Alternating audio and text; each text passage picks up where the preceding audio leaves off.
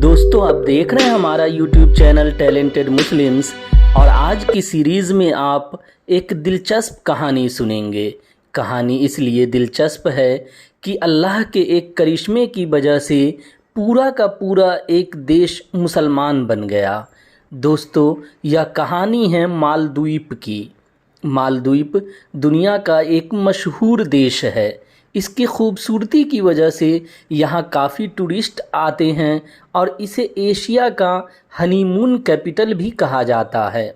यह हिंद महासागर यानी बहरे हिंद में है। कई द्वीपों यानी जज़ीरों को मिलकर यह देश बना है। 12वीं सदी से पहले की बात है। मालदीव के लोग बौद्ध मजहब को मानते थे। वहाँ एक देव यानी शैतान का कहर अपने उरूज पर था।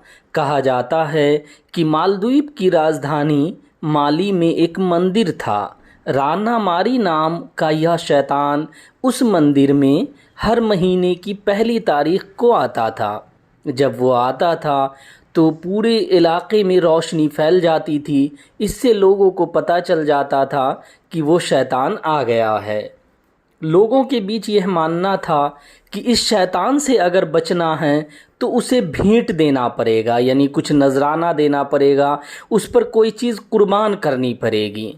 तो लोगों ने ये तय किया कि हर महीने एक कुंवारी लड़की को का बलिदान या त्याग कुर्बानी दी जाएगी। चुनांचे हर महीने की पहली तारीख को मंदिर में एक लड़की को लोग छोड़ आते थे। जब अगले दिन लोग मंदिर में जाते थे तो लड़की मरी हुई मिलती थी। लड़की को भेजने के लिए कुरआ यानी पर्ची का सहारा लिया जाता था। यानी जिसके नाम की पर्ची निकल गई, जिस लड़की के नाम की पर्ची निकली, उसे मंदिर में जाना पड़ता था। यह सिलसिला चलता आ रहा था। फिर 1153 ईस्वी की बात है। इस बार एक बेवा यानी विधवा औरत की बेटी का नाम आया। औरत नहीं चाहती थी कि उसकी बेटी मंदिर में जाए और उससे बिछड़ जाए।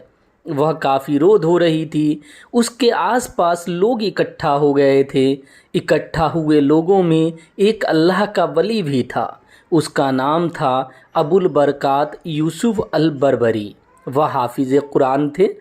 वह उत्तरी अफ्रीका के देश मोरक्को से मालदीव आए थे। औरत को रोते देख उन पर बहुत गहरा असर पड़ा। साथ ही ये जो तोहमत परस्ती थी यानी अंधविश्वास वाली जो बात थी शैतान की, ये भी सुनकर उनको पे काफ़ी असर पड़ा और उन्होंने लोगों की मदद करने की तय कर ली। ये सोचकर या लोगों के मदद को ध्यान में रखकर उन्होंने लोगों को एक तजवीज़ सुझाई। वह ये थी कि लड़की की जगह उन्हें ही भेज दिया जाए। शुरू में तो लोग हिचकिचा रहे थे कि कहीं जो है देव का या शैतान का कहर बढ़ ना जाए, लेकिन बाद में लोग राजी हो गए। चुनांचे अल्लाह का यह वली उस मंदिर में रात में गया और रात भर तिलावत करता रहा। कहते हैं कि तिलावत सुनकर शैतान ऐसा भागा कि फिर कभी लौट कर नहीं आया। इसका लोगों पर बहुत असर पड़ा। उन्होंने माना कि यह अल्लाह का करिश्मा है और अल्लाह की ताकत की वजह से ही ऐसा हो पाया। अल्लाह का यह करिश्मा देखकर मालदीव के राजा श्री त्रिभुवन आदित्य ने इस्लाम कबूल कर लिया और अपना नाम मोहम्मद इब्ने अब्दुल्ला रख लिया। अब जाहिर सी बात है कि जब कहीं का बादशाह मज़हब बदल ले तो प्रजा भी ऐसा ही करती है। फिर 2 महीने के अंदर पूरे देश ने इस्लाम कबूल कर लिया और इस तरह पूरा का पूरा एक देश मुसलमान बन गया। जिस दिन इस्लाम कबूल किया गया था उस दिन यहाँ छुट्टी के तौर पर मनाया जाता है। यानी उस दिन मालदीव में सरकारी छुट्टी रहती है। यह इस्लामी कैलेंडर के हिसाब से अलग अलग तारीख होती हैं। जैसे 2018 में 8 दिसंबर, 2019 में 28 नवंबर, 2020 में 16 नवंबर, 2021 में 7 नवंबर को यह दिन पड़ा था। 2022 में 26 अक्टूबर को और 2023 में 16 अक्टूबर को यह दिन पड़ेगा। यानी इन दिनों वहाँ सरकारी छुट्टी होगी। और अब मालदीव में सिर्फ मुसलमानों को ही नागरिकता मिल सकती है। दोस्तों यह थी मालदीव के इस्लाम बनने की कहानी। इसके अलावा और भी कई दिलचस्प बातें मालदीव से जुड़ी हैं।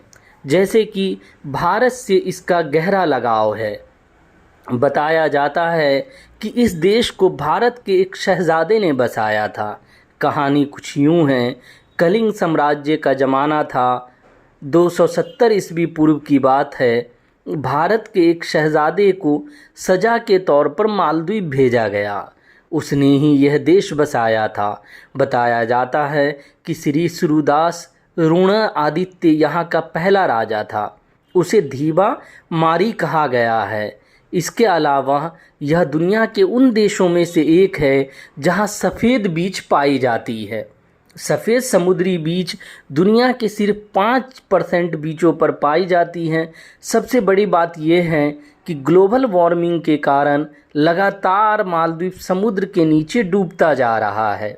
ऐसा अंदाज़ा है कि 2030 तक यह पूरी तरह से समुद्र में समा जाएगा। दुनिया का इस ओर ध्यान खींचने के लिए 17 अक्टूबर 2009 को यहाँ समुद्र के नीचे कैबिनेट की बैठक की गई थी। इसका मकसद दुनिया के लोगों को पैगाम देना था। यह दुनिया की पहली ऐसी मीटिंग थी जो पानी के नीचे हुई थी। मालदीव में 1190 आइलैंड यानी द्वीप हैं। इनमें से 200 पर आबादी है और 110 को पूरी तरह टूरिज़्म के लिए रिज़र्व रखा गया, यानी वहाँ सिर्फ लोग घूमने या कुछ हनीमून वगैरह मनाने के लिए ही जाते हैं। वहाँ अब कोई आबादी नहीं है, बाकी द्वीप सुनसान हैं।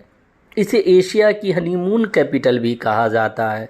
वजह यह है कि यहाँ के खूबसूरत बीच लोगों को अपनी ओर आकर्षित करते हैं और हनीमून मनाने के लिए लोगों की ये पहली पसंद है। मालदीव में क्राइम रेट भी बहुत कम है। इसे दुनिया के सबसे सेफ जगहों में से एक माना जाता है। यही वजह है कि यहाँ टूरिस्ट भी बहुत ज़्यादा आते हैं। इसका नाम मालदीव क्यों पड़ा, इसको लेकर भी कई थ्योरी दी जाती है। जो सबसे सही थ्योरी लगती है उसके मुताबिक मालदीव 2 लफ्ज़ों से मिलकर बना है, माला और द्वीप, यानी द्वीपों की माला।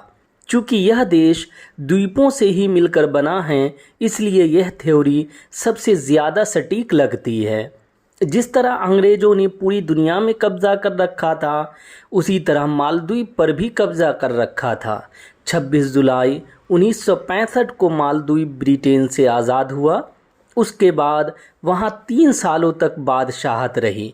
11 नवंबर 1968 को वहाँ बादशाहत ख़त्म कर दी गई। अब डेमोक्रेसी है और डेमोक्रेसी काफ़ी फल फूल रही है। दोस्तों, इसके साथ ही हमारी यह वीडियो स्टोरी ख़त्म होती है। यह वीडियो स्टोरी आपको कैसी लगी कमेंट करके ज़रूर बताएं। वीडियो को लाइक और शेयर करना ना भूलें।